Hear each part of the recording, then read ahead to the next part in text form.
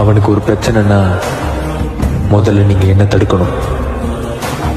அது எனக்கு ஒரு பிரச்சனைனா யார் தடுத்தாலும் சரி அவன் நிற்கவே மாட்டான்.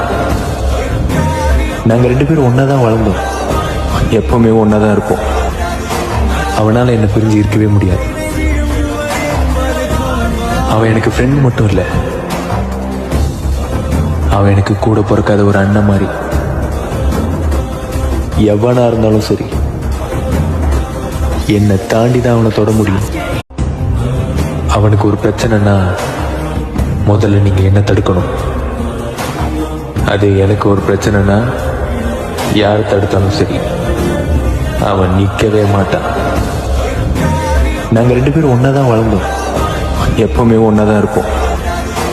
அவனால என்ன பிரிஞ்சு இருக்கவே முடியாது. அவன் எனக்கு